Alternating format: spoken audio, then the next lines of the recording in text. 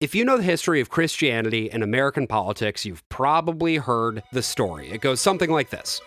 American evangelicals, long passionate about protecting the lives of the unborn, were stunned when the Roe v. Wade decision came down in 1973, legalizing abortion on demand nationwide. An army of outraged Christians of all stripes mobilized around the issue, rapidly coalescing behind Jerry Falwell's moral majority and delivering the presidency to Ronald Reagan in 1980. But what if I told you that abortion took nearly a decade to become a consensus wedge issue on the Christian right?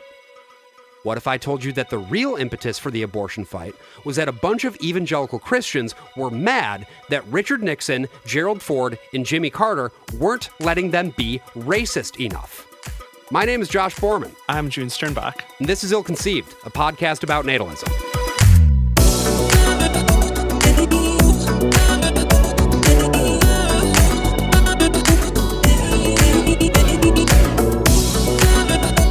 Well, back again another week. This is actually the first episode that we're recording since our launch. We had 2 in the can before we launched, and boy, I have been so happy with the reception that we've gotten so far. I mean, other than those Nazis who keep leaving us reviews on Apple Podcasts. Those are my favorite. That's been my favorite response so far, is that there was a bunch of Nazis before we launched talking about the show, that brought me great joy. Wonderful. But no, the reception has been great. Thank you so much, everyone listening so far and tuning in yet again for another episode. It means a lot to us. One of the things that we've been getting is a lot of feedback so far. You know, things that we talked about or maybe like should have talked about but didn't quite get to. Just a little peek behind the curtain here. We record these 2 at a time.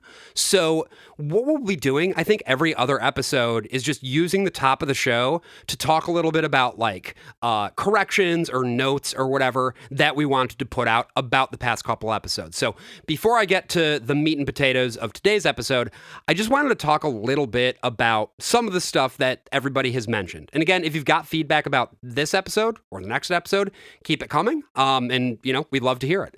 So thing number 1, we forgot to define what natalism is. Honestly, that's been the best part of this. Is we're like, we have to do a show about natalism. This is like a big piece of the current right-wing movement, and we want to tell the history of it and talk about where it is. But we didn't even. We opened the show. People were probably tuning in, like, what is natalism? And we're like, and here we go talking about the history of the Christian movement. And I totally understand why a lot of people were confused by that. Yeah. So we'll make sure to include this working definition in every episode from here on out. But just to give you that definition right up top, we see natalism as the ideology that sees declining birth rates as the most important issue in modern American politics. This is a long-standing movement with a lot of ideological forebears, which we're going to continue talking about, but that's our working definition. Birth rates, the most important thing. That's what natalism is. Something to top on top of that is that natalism, I think, tends to code as right-wing, but caring about birth rates not necessarily inherently a religious right-wing ideology. It just, in this current moment, seems to be most of the people that are caring as much about natalism as they are religious right-wingers, and that comes with a whole lot of baggage. I think the thing that's been the most interesting thing about researching this show so far is that it hasn't been just a very clear right-wing, left-wing divide like a lot of issues tend to be. There are issues among natalism, like abortion, of course, that is a very clear right-wing and left-wing divide, but there are it's a very diverse crowd of people and thought. Yeah, and both in terms of political allegiance, although I do think it's fair to say that it skews right overall. Absolutely.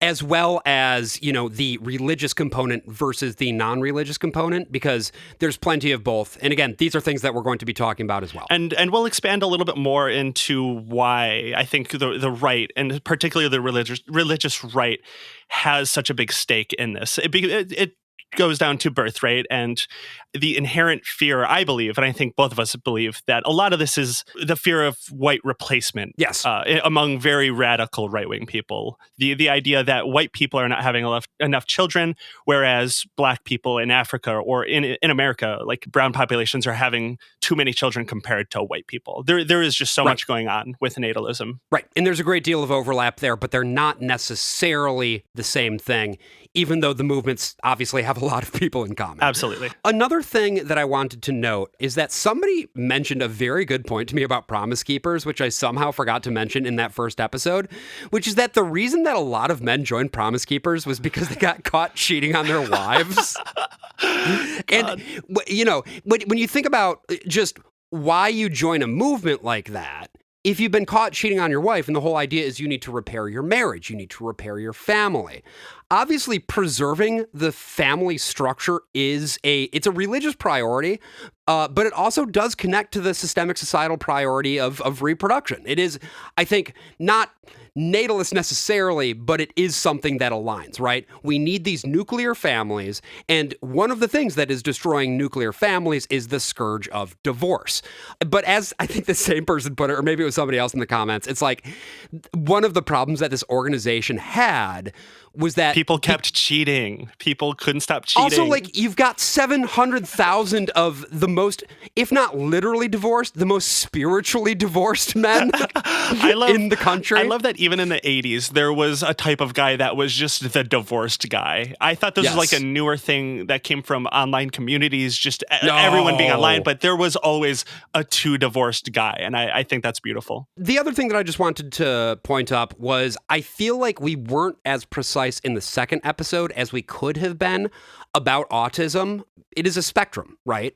And I think a lot of what we were talking about was the way that RFK Jr. seems to not understand that fact and just assumes that literally everybody on the spectrum is unable to do literally anything. Right. Which, you know, I find personally very offensive. That is incredibly offensive, I think, for anyone just at all. That's still in the year 2025 a belief that someone at the highest level in our government for the health department. But I will say as well, obviously, there are a lot of people who are much higher needs. And particularly if you are a caretaker for somebody who is on the spectrum who has higher needs, that can be exhausting. That can be difficult. And, you know, it's our position that everybody, regardless of who they are or, you know, what condition you have, if you have a disability or neurodivergence or whatever, everybody ought to be empowered to live lives of dignity.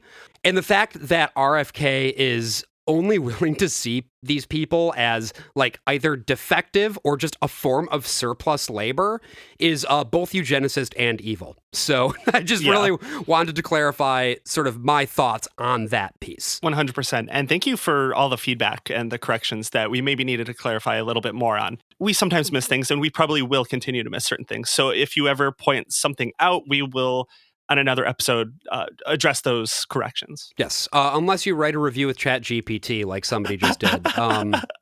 You can do that. Just leave us 5 stars if you're going to do that. That's my only request. Anyway, let's start the episode. So the history of abortion in the United States of America is one that is closely tied with the history of patriarchy in the United States of America, men's control of women's bodies. This is no big surprise.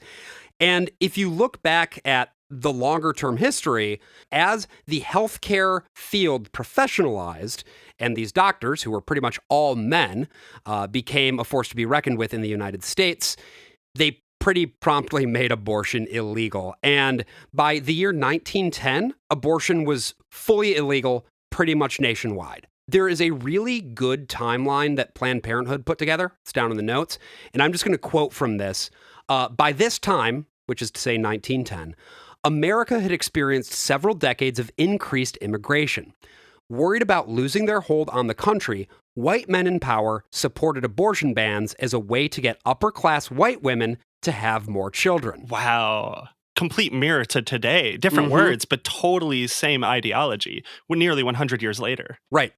But there's this conception that, like, one of the big forces in codifying all of this stuff was Christians. And that's true-ish, The United States, obviously, the vast majority of the population has been Christian up until quite recently. It doesn't seem there was as much of an organized Christian political force as there maybe is today. Exactly. So from what I understand, that developed a lot more throughout the 70s and 80s in America. And that's kind of what we're going to be talking about today, because Christians, as I guess a voting bloc, didn't really have a need to exist because for a very, very long time, the United States government served the needs of Christians, specifically white Christian men, over everybody else. And then at some point, that started to change just a little bit. And that, of course, was the rise of second-wave feminism in the 1960s. You have pressure to roll back state restrictions on abortion as a result of that. And this was alongside pressure to codify other women's rights, most notably the Equal Rights Amendment. We will probably do a full episode about the ERA at some point, just because I think it's crucial to understanding this whole moment. But just to give you the very quick overview of it, it's a constitutional amendment that reads, "Equality of rights under the law shall not be denied or abridged by the United States or by any state on account of sex." And this amendment passed both the House and the Senate in 1971 and 72, respectively, but it has not yet been ratified by enough of the states to become a part of the Constitution. So every so often, there are calls to get the states to ratify it again. Technically, if 2/3 of the states were to ratify it, it could enter the Constitution tomorrow. But obviously, given where we're at in this moment, that's not happening anytime soon. Yeah. It's also astonishing to find out stuff like that the Equal Rights Amendment is not in the Constitution. That could be on the table at some point. Yeah, That's always horrifying to find out stuff like that. And it should be noted as well that when it comes to abortion and laws around abortion, the most passionate religious group about making sure that people can't have abortions is Catholics. For a very long time, it was treated as a quote-unquote Catholic issue by other kinds of Christians, specifically evangelical Christians. And once again, just to sort of define something real quick, because I think a lot of people use different definitions of evangelical. Basically, three things that I think make an evangelical. Thing number one is the centrality of the conversion experience, which is to say, like, you had a moment where you said, "Jesus, I want you to come into my heart." And from that moment on, you were born again, right? You became a new person as a result of that experience. Okay. Thing number two is the belief that it is important then to convert other people into becoming Christians, help them have those same conversion experiences that you had. And thing number three, this is not something that everybody includes in their definition, but at this point, I think it's pretty inarguably true.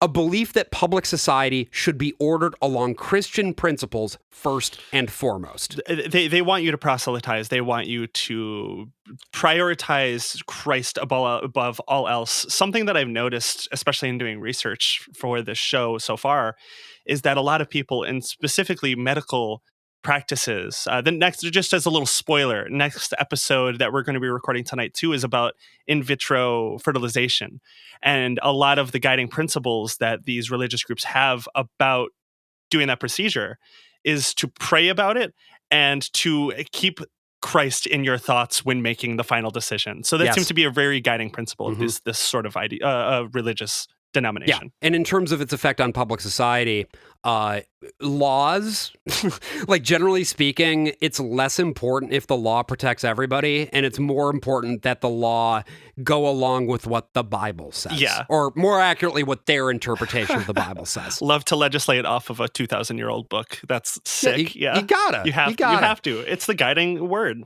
So we're going to jump forward now to the year 1967.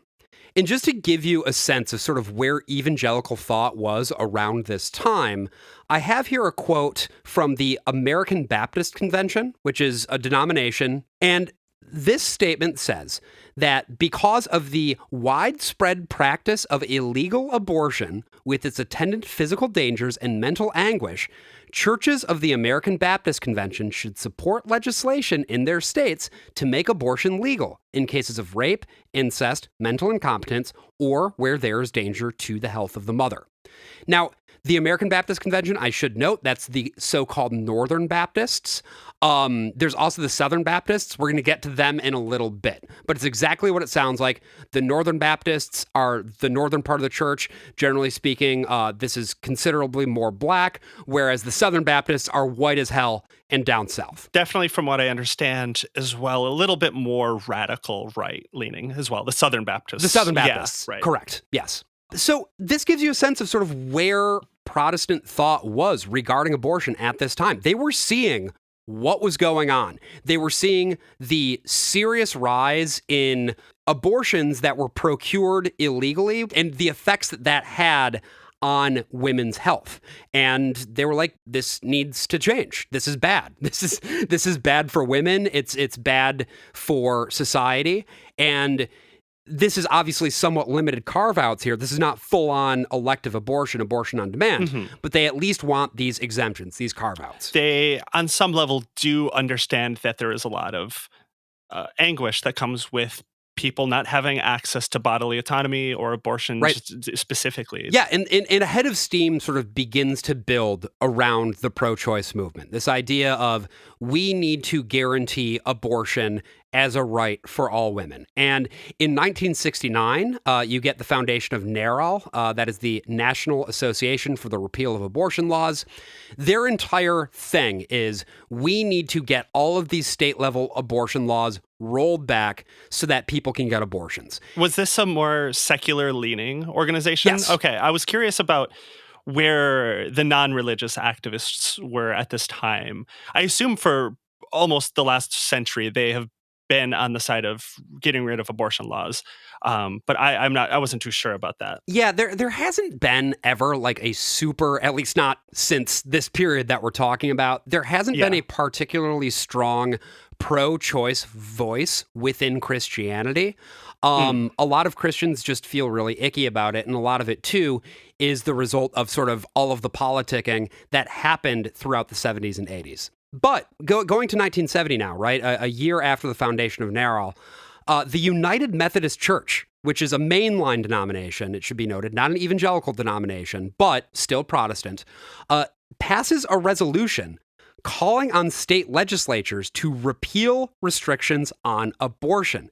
This also gets echoed by other Christian denominations, the American Lutheran Church, the United Presbyterian Church, the United Church of Christ, and then this is the really crazy thing. In 1971, the Southern Baptist Convention, which I mentioned previously, the very conservative, very white, very Southern Christians, they say, and I quote, "Whereas Christians in the American society today are faced with difficult decisions about abortion, and whereas some advocate that there be no abortion legislation, thus making the decision a purely private matter between a woman and her doctor, and whereas others advocate no legal abortion or would permit abortion only if the life of the mother is threatened, therefore, be it resolved that this convention express the belief that society has a responsibility to affirm through the laws of the state a high view of the sanctity of human life, including fetal life, in order to protect those who cannot protect themselves, and be it further resolved that we call upon Southern Baptists to work for legislation that will allow the possibility of abortion under such conditions as rape, incest, clear evidence of severe fetal deformity, and carefully ascertained evidence of the likelihood of damage to the emotional, mental, and physical health of the mother." So at this time, Catholics were still, I assume, quite against abortion, no leeway.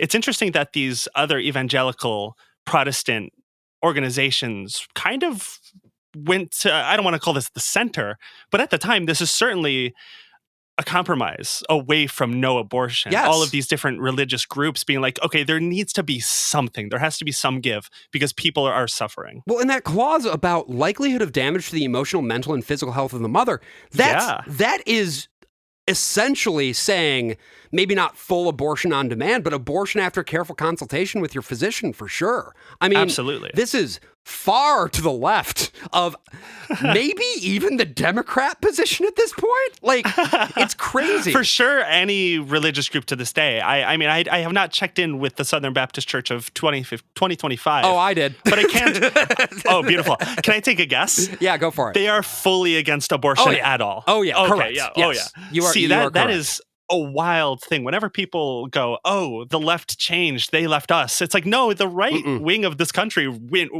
far right. They have radically went far right from even 50 years ago. That is astonishing. The 70s were not a progressive time at this point. It was the lead up to Ronald Reagan. Right. And it should be understood here, too. Like, it's not as if the Southern Baptists are in any way, shape, or form progressive. This is a very conservative denomination. This is the denomination that split off from the Northern Baptists because they were too racist.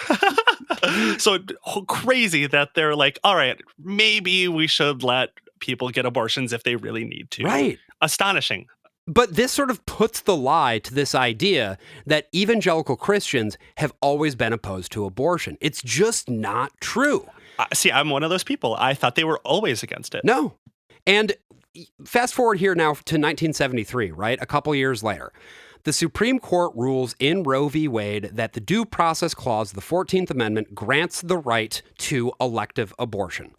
Catholics flip their shit immediately, of course, as do some Jews and Orthodox Christians. But most evangelicals find it to be a pretty sensible compromise position because the law, or the ruling as stated, doesn't say you must be allowed to have any abortion you want whenever you want.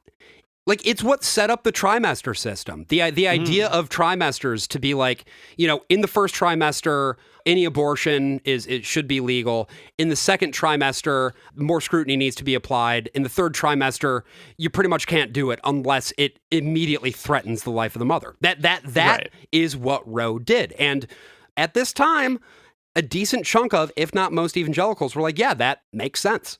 I think it's also worth noting that one of the reasons, maybe the reason that evangelicals were okay with this ruling was that the framing of it was that it was a matter of individual privacy, right? Due Process Clause, 14th Amendment, the government can't get too up in your business.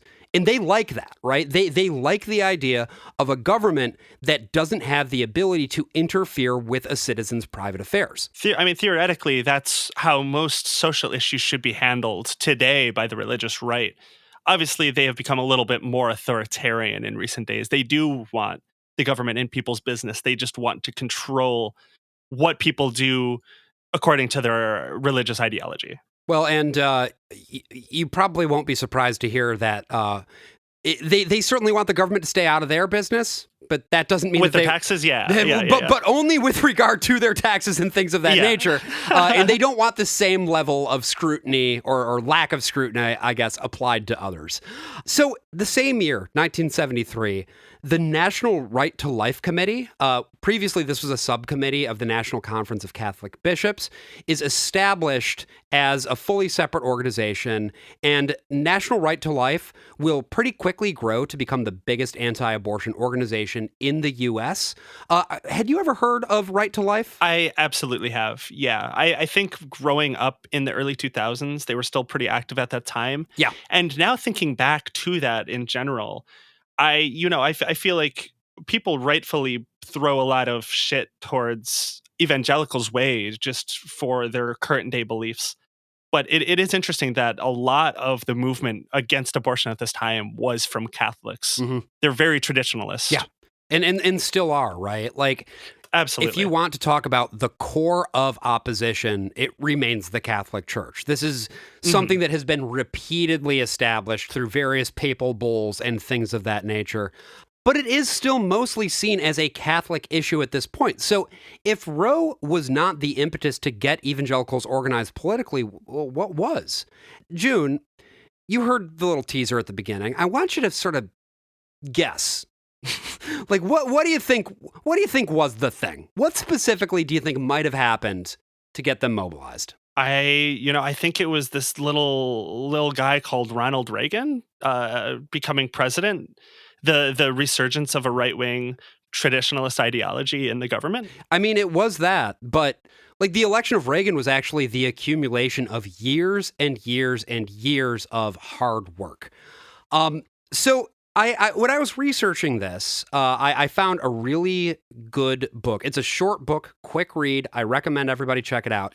It's called Bad Faith: Race and Rise of the Religious Right. It's by a guy named Randall Ballmer.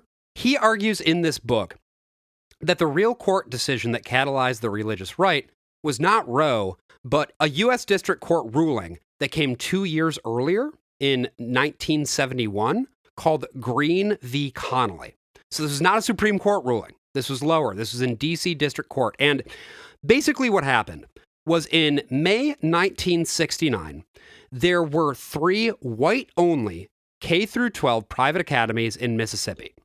And they were about to secure tax-exempt status. Oh, my God. Remember how we talked about taxes a little earlier? Yeah, Mm-hmm. It's coming back. So a group of black parents sued to stop this from happening. They were like, hey, Brown v. Board just happened. You're not allowed to have separate but equal schools. These schools should not be allowed to get tax exemptions. That's fucked. It's wild that they were still around after that decision. Well, that's the thing.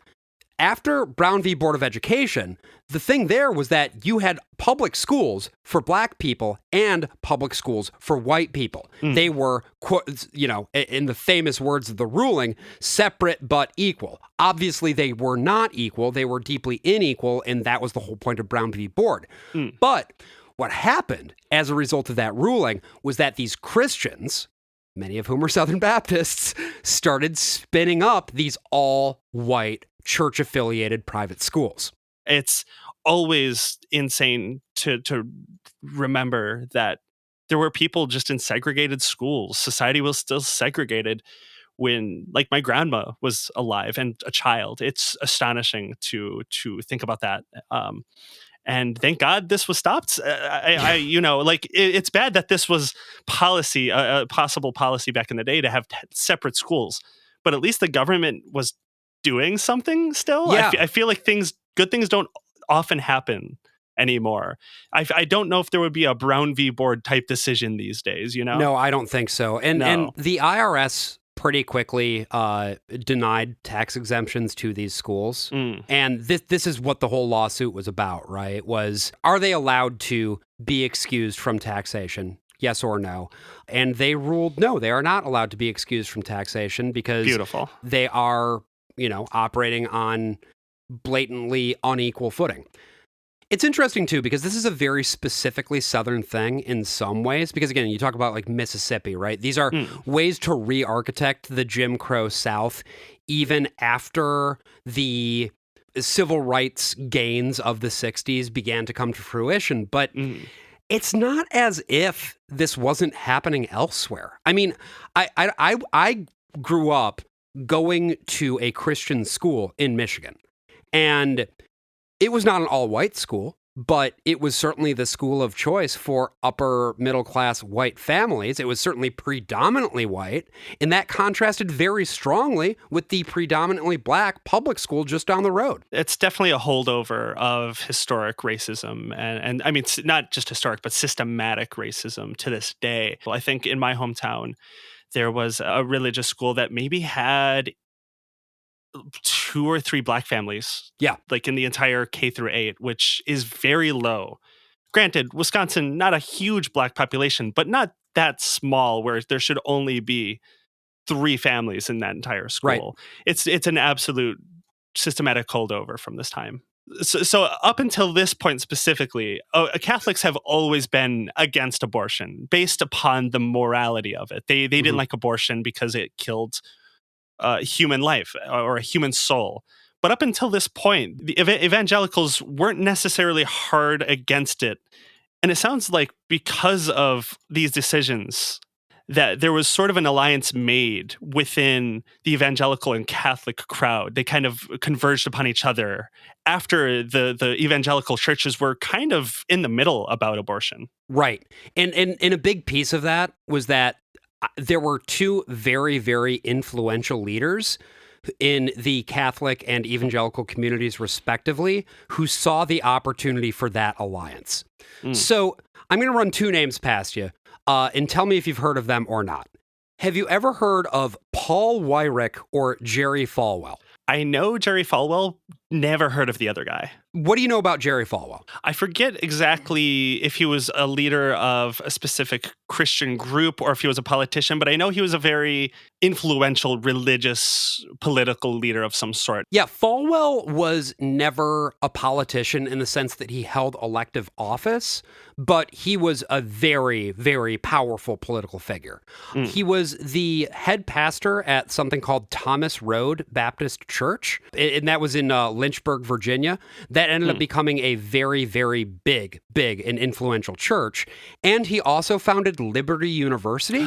I have heard of Liberty University. Yep. Yeah. Probably because of his son, Jerry Falwell Jr., who's a big Trump guy who also sucked off the pool boy, or his wife sucked off the pool boy. That's right. Oh, my God. And they're mega donors to the Republican Party these days. Yeah, some of them, the biggest, And have been for a very long time. Yes. So that's Falwell. He's on the evangelical side of things, and he's dead now. Rest in shit. Paul Weyrich, on the other hand, not a name that you're likely to know about unless you follow this shit really closely like I do. Because you've known about this guy for years, I'm sure. Yeah, but actually not even that long. I didn't know about Paul Weyrich until maybe within the past decade or so, once I really started digging into these influence networks and how they operate, because first of all, I'm not Catholic, and secondly, he liked to operate in the shadows. He was a real, backroom deal kind of motherfucker. Like, that was his whole thing. And Paul Weyrich realized that conservatives of the Catholic stripe and conservatives of the evangelical stripe had a whole lot in common. He also saw the way that the culture was sort of shifting away from something governed by traditional Christian ideas and shifting toward sort of a more, I guess you could say, humanist, secular form of government. So I want to read a quote here by Paul Weyrich. "The new political philosophy must be defined by us in moral terms, packaged in non-religious language, and propagated throughout the country by our new coalition. When political power is achieved, the moral majority will have the opportunity to recreate this great nation. The leadership, moral philosophy, and workable vehicle are at hand, just waiting to be blended and activated. If the moral majority acts, results could well exceed our wildest dreams." Damn, I wish they never realized that they were losing grasp on culture war issues. That would have been sick if they were like, "Oh, we're losing. Let's join up. Let's link up." I wish they never linked up. But they did link up, right? Because they fucking linked up. One of the big schools that was being impacted by this overreach was, but what they perceived as this overreach, I should say, getting their tax status stripped by virtue of only allowing white people into their schools. Greatest offense, yeah. One of these was Bob Jones University. I'm assuming you haven't probably heard of Bob Jones either, right? It sounds familiar. Don't know anything about it. Okay. Yeah. Evangelical Christian University, founded by a guy named Bob Jones. Probably one of the biggest things they were known for was not admitting black people. Oh, that's horrible. Jesus fucking Christ. Yeah, that's pretty bad. And then, wow, these people were pretty racist, is what I'm learning. They're pretty racist. They're pretty racist. And then once the IRS started to get up their ass about it, they were like, okay, here's a compromise position. We'll admit black people, but only if they're married. Because they didn't want race mixing. They didn't want miscegenation. Oh my God. I thought it was going to be something like, we want people with family values. We want people that have these moral, maybe beliefs as us. But no, they just don't want race mixing. That's horrifying. Straight up. And so over the course of the 70s, the IRS started to go after schools like Bob Jones more aggressively. And in 1978, this was under Jimmy Carter's Justice Department. Jimmy Carter, by the way, evangelical Christian. Oh my God. He was just like the classic kind. He was from the early 70s kind. Exactly. And his IRS moved to rescind tax exemption for schools with an insignificant number of minority students, as they put it, in 1978. Again, another one of those things where it's like, wow, the government used to be able to do things and they actively tried to like go after these evil racist people. That doesn't happen a lot these days anymore. So, you've got these evangelical Christians who are hopping mad that the government is fucking with their shit. And somehow, between Paul Weyrich and Jerry Falwell, they realized that they could turn abortion into a winning issue. The Unholy Alliance was forged, and they started like workshopping messaging, basically. They're like, what can we do? And the real inflection point came in the 1978 midterms. So this is another quote from Randall Balmer. This one was from an article he wrote for Politico, and he says, during the midterm elections of 1978, anti-abortion activists, Roman Catholics, leafleted church parking lots in 4 Senate races during the final weekend of the campaign. New Hampshire, Iowa, and 2 races in Minnesota, one for the unexpired term of Walter Mondale, Carter's vice president. 2 days later, in an election with a very low turnout, anti-abortion Republicans defeated the favored Democratic candidates. This is probably the first instance of this phenomena that right-wingers have been able to do for nearly decades now, still to this day, where they light a fire underneath their base about a specific culture issue to get them amped up, constantly paying attention, and that does lead to a higher interactive political base. If you can keep them angry, you can keep them coming out for you. Yes, and I think the anger point, that's really the most important point, right? Because, again, evangelicals theologically weren't particularly aligned on the issue of abortion in the early 70s, but the thing that they could, and by they, I mean, Jerry Falwell, Paul Weyrich, and the moral majority, the thing that they were able to get these people fired up about was feminism. Because it was like, these fucking feminists with their bra burning and their anti-traditional values. That was the hook, And it wasn't a very long walk to get from these feminists are trying to reorder society to these feminists are trying to kill babies. Right. So it was deeply rooted in anti-feminism, which again isn't surprising. That's been a wedge for the religious right and even just general right-wingers to this day. Right. I mean, you can go onto any website and type crazy feminist and you'll find videos with trillions of views. Oh, yeah. Still to this day raging about this group of people. It is a perfect anti-women politics is very salient for the Christian right. I mean, we talked about that in our very first episode with Promise Keepers, how the current president of that organization, Shane Winnings, that guy, CEO of Promise Keepers now, he came up doing anti-feminist YouTube videos. That's what got him a platform in the first place. We talked about that before, but it just thinking about that is so bleak that YouTubers, anti-feminist YouTube slop is influencing massive levels of our politics these days. Holy fuck. Yeah, anti-feminist and anti-gay, I should say. That's a very important point. But I guess how different is that? It's just a different form of getting propaganda out than these networks were back in the day. It's the same propaganda, just different format. Yes. Of course, today it's a little bit more effective. Way it can be blasted out to the masses a lot easier than maybe this used to be. No, but I think that's a really good point because, I mean, like, you can look at, for instance, the way that evangelicals have gotten radicalized against trans people over the course of, like, the past decade, honestly. Like if you, 4 years, like 3 or 4 years, honestly, not even decade. Yes, exactly. Like, we watched this happen. Right. Even fucking Pat Robertson, who is another one of these high-profile, fellow travelers with Jerry Falwell, right? Mm-hmm. For a long time, even though he was insanely homophobic, right? I think he said that like 9/11 happened because of gay or whatever. Oh yeah, he was like the guy that said that, yeah. He didn't think that being trans was a sin. His position was some people are just born in the wrong bodies. That's fucking crazy. They wouldn't say that. Right-wingers wouldn't say that today. And that's, again, another perfect issue of how these religious groups, especially these reactionary religious groups, will home in on messaging to create a wedge issue in society. They'll home in on a very specific point, stick to it until they win. I mean, as long as there's a little bit of gas in any wedge issue, all you got to do is keep hammering it over and over and over again. And I realize this is a little bit of a digression from the topic at hand, but like, I think it iterates the way that these religious groups use these wedge issues politically. Yes. And the way also that they're able to articulate, I guess, secular-facing arguments that do the same thing. Because, Right. I've been... Oh my God, the fucking shit the New York Times has been putting out over the course of the past week or two is just heinous. But pulling us back to 1979, that saw the release of the documentary Whatever Happened to the Human Race?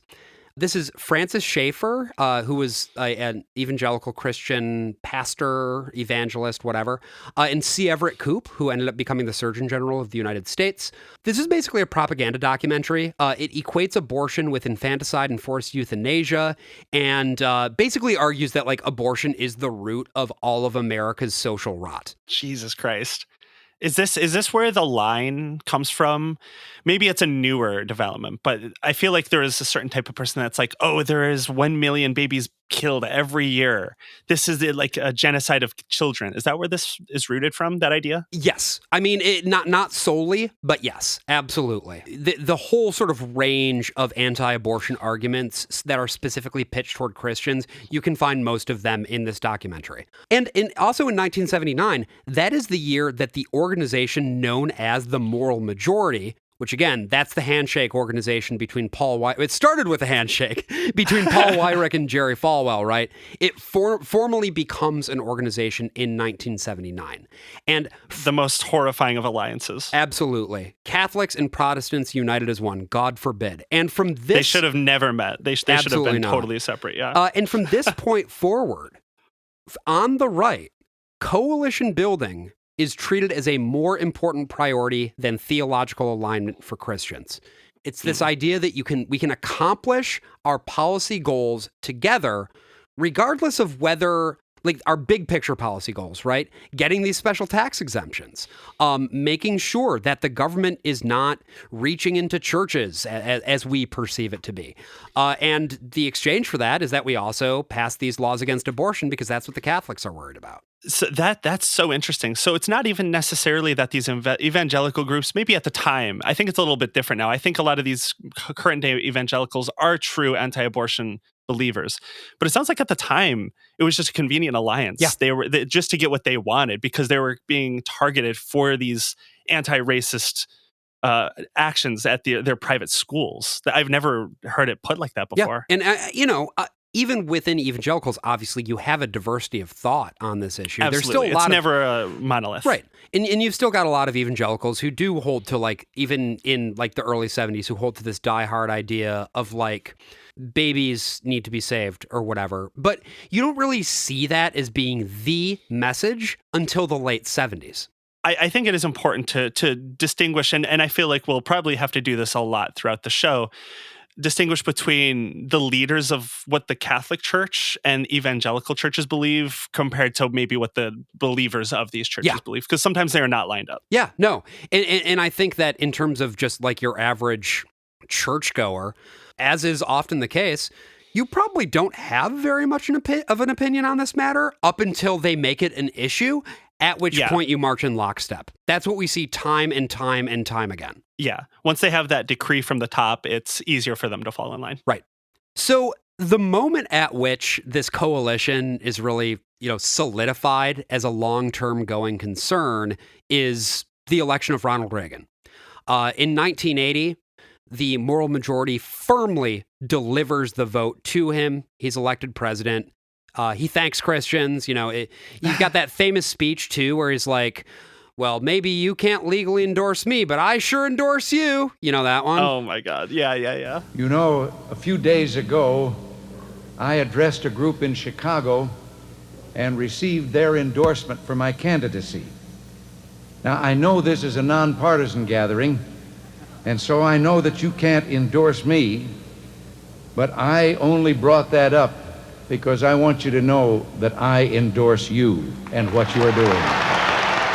A constitutional abortion ban becomes part of the Republican Party's platform, although in the early 80s, they're not yet aggressively messaging on that platform, in no small part due to the fact that California radically relaxed its abortion laws and actually had some of the most liberal abortion laws in the country under Governor Ronald Reagan, which is kind of a fun little inconvenient truth there.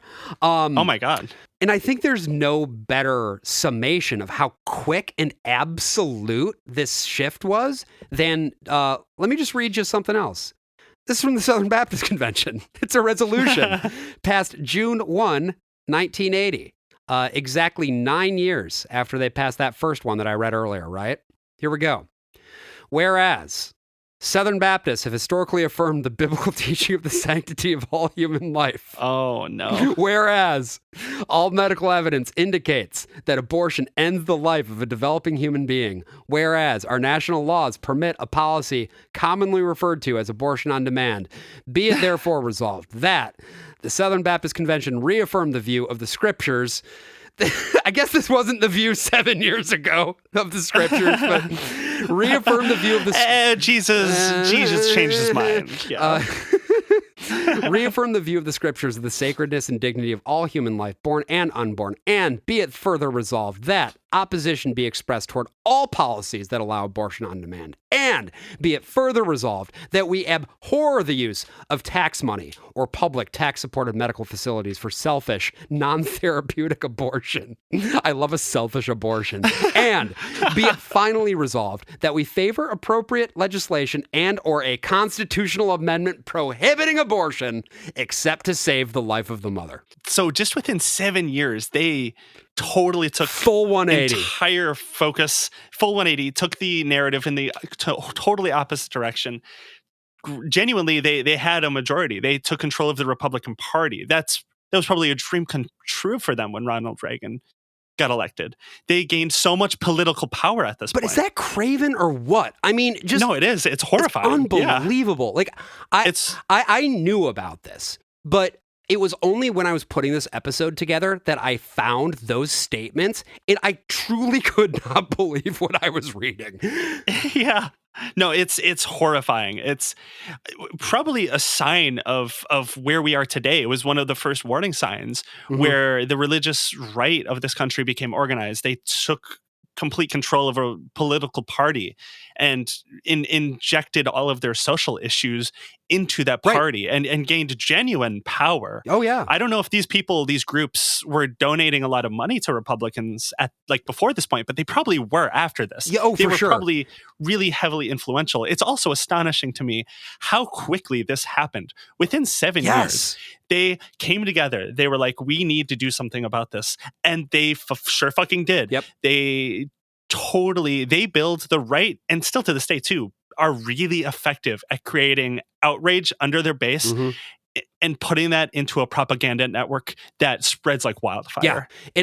And to the point, I think, of donations too that you made, it might not have necessarily been funding like Republicans directly, Republican candidates, the Republican Party, but what they're definitely did start to become was a massive dark money operation of various Christian organizations that were able to just do all sorts of shit. We're gonna do an episode about Focus on the Family at some point.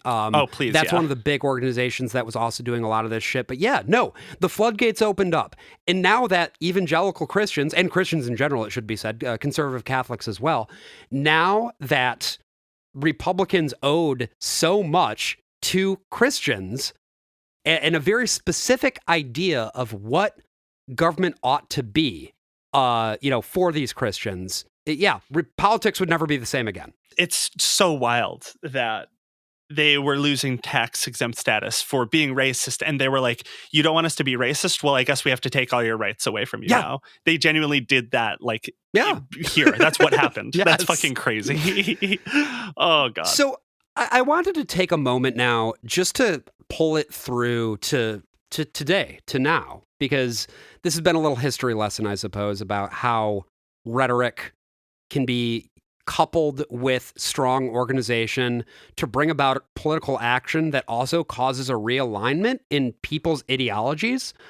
I think we're seeing it again now.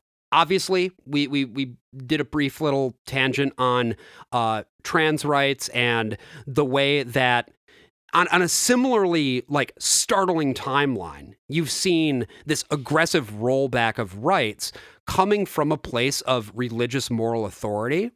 But also, this is a podcast about natalism, and abortion or more accurately, I guess I should say, opposition to abortion, restriction on abortion, is a very important tool in the natalist kit.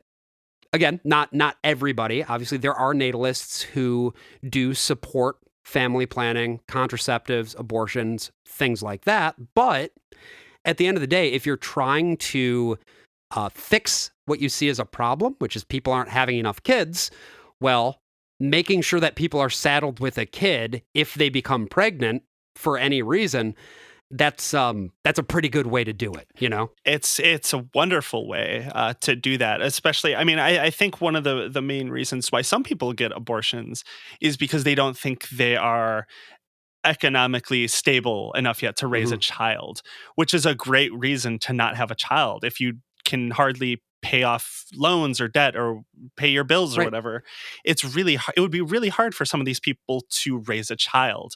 But of course, these anti-abortion groups don't typically care about that because at the end of the day, they believe life starts at conception. So they think even 1 second after, if you get rid of that baby, you are literally committing murder. And so that does inform why it's like a helpful jump to leading to an anti-abortion stance. Well, and, people who are, maybe it's too early in their life or where they're at to actually raise a child, that's one common reason to have an abortion. Another reason, and people don't talk about this very much for some reason, is maybe you're a family and you already have 3 kids. Right. And you get pregnant again and you realize that you can't actually have another kid. That's like, there are a lot of people who get abortions who are like in their 30s and 40s. And this is just something that is not part of the discourse about it for some reason. And a big piece of that is the way that the right has successfully framed up this idea of abortion being something that you do because you are irresponsible. I feel like we still to this day see a stance of the abortion on demand sort of idea that someone is getting pregnant and just being like, oh, la-di-da, I'm going to go get an abortion because I enjoy doing that sort of thing. Yeah, recreational abortions. Yeah, abortion on demand. I get an abortion every week. Yeah, not abortion on demand in the legal sense, abortion on demand in the Amazon sense. Like, you go to Amazon, buy it now, abort it now, yeah. But this is just a piece. Abortion, being anti-abortion is just the thing that I find so interesting about natalism, and especially in this moment that we are today, is that it's not just like there's not one piece that can explain it all. There's so many building block pieces to explaining natalism, because you say, oh, abortion, being anti-abortion is the natalist perspective generally, which it is, but it's just like one small piece of the whole picture, right? Because it's like, it does explain a lot. And it explains, I think, the foundation of a lot of specifically the religious right's affinity for natalism, because they view all life, even at conception, as a human soul. Yeah. And I also wanted to just read here a quote. This is from Cassie Miller, who wrote this article for the Southern Poverty Law Center. And she writes, opposition to abortion is also one component of the growing far-right pro-natalist movement. In response to declining American birth rates, as well as a growing share of non-parents who say they are likely to remain that way, influencers and activists on the right encourage one another to make their families as large as possible. Today, it's not uncommon to see politicians and activists on the right pointing to anti-abortion policies as a solution to the so-called Great Replacement. Nebraska State Senator Steve Erdman, for example, argued in 2023 that the state needed an abortion ban so that Americans, rather than immigrants, could fill jobs in Nebraska.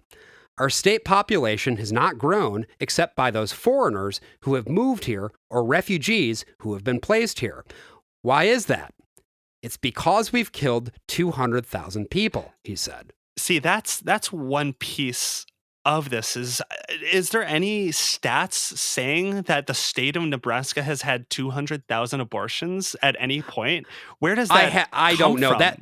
I mean, I could certainly look it up. Like, Guttmacher is sort of the authority on these numbers. Can I just say, I'm going to trust my gut. I feel like these are probably made up. Yeah, no, I think it was straight out of his ass. Yeah. But I guess that piece about immigrants is just sort of where I wanted to end it today, right?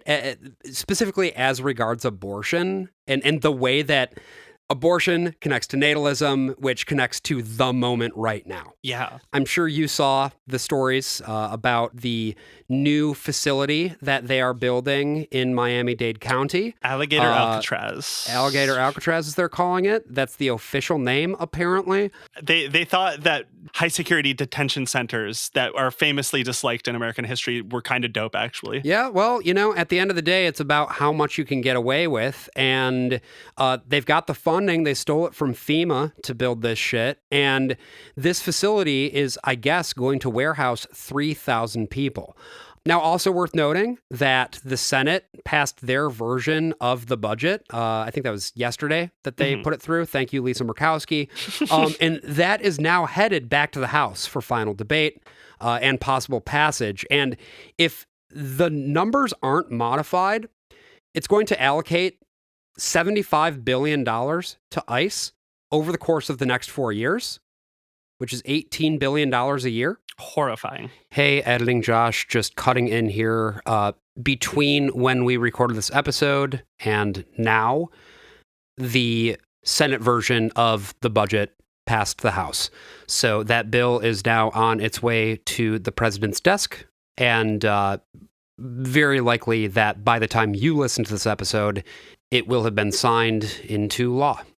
And that funds a lot of officers and concentration camps. But here's the thing. If you're going to be gulagging and deporting and probably killing hundreds of thousands or maybe even millions of immigrants, you kind of need mandatory birth to replace them. Going through all of this history and looking to where we are at now with this panic about abortion. Obviously, Roe v. Wade was struck down 3 years ago now, and there is this massive push on the right to go after immigrants and brown people. It's wild to understand that abortion, the religious right, started homing in on abortion as a wedge issue when they started being targeted by the IRS about race issues. They didn't want to integrate their schools. They were not permitting Black people from entering these schools at all.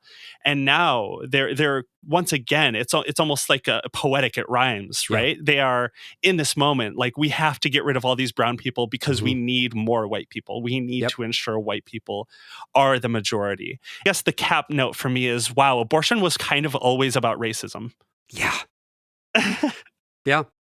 But, I still, after all this time, don't believe in giving in to despair.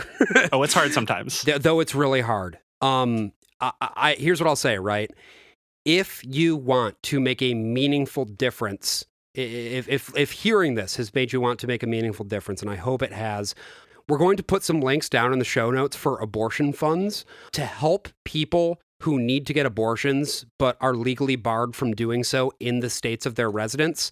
Money to help get them across state lines and get them the abortions that they need. This is unfortunately very important and very necessary. And so if you got a little bit of money kicking around, definitely check those links out and help save a life.